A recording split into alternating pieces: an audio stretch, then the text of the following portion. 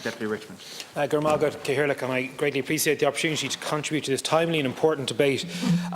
Minister, I'm not going to dwell for too long in relation to the absolute farcical scenes that are going on in Dublin Airport at the moment. I really just want to reiterate every comment that was made by my colleague Deputy Kieran O'Donnell earlier in this debate and throughout the week in his role as chairperson of the Transport Committee. I'm happy to leave it there. I think we all know what's happening is completely unsustainable, and there needs to be a swift, sustainable resolution. And I think the powers that be at Dublin Airport that have allowed this to occur have to be answerable to the government and the Oireachtas.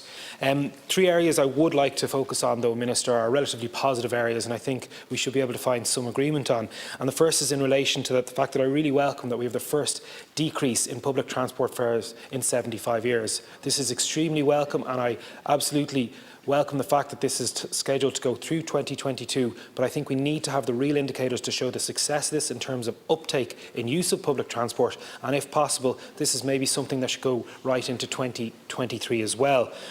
Two areas I'd like to raise specifically, Minister, and they won't be too unfamiliar to you given that we represent neighbouring constituencies. And the first is in relation to Luas capacity. Many of the problems being faced by the Luas, particularly the Green Line, have been masked by the pandemic, have been masked by the welcome shift towards working remotely, and indeed will be masked by the fact that secondary schools are breaking up at the moment and third-level institutions have already broken up. But we can't be avoided that come September we are once again going to see the Luas at absolute peak capacity throughout the Green Line.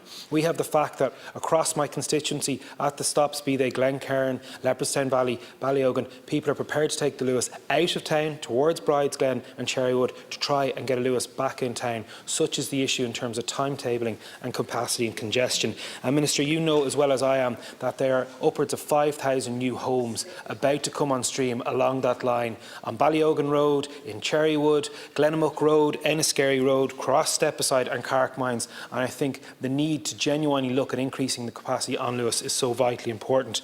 The last area I'd like to speak to in relation to Transportation and Mobility, Minister, is of course the old reliables, and that's in relation to Dublin Bus. And the whole point of encouraging people to get onto Dublin Bus and using it more often is not just in terms of frequency and is not just in fares, but is to ensure that we have timetables that work around the needs of the vast majority who will take those buses.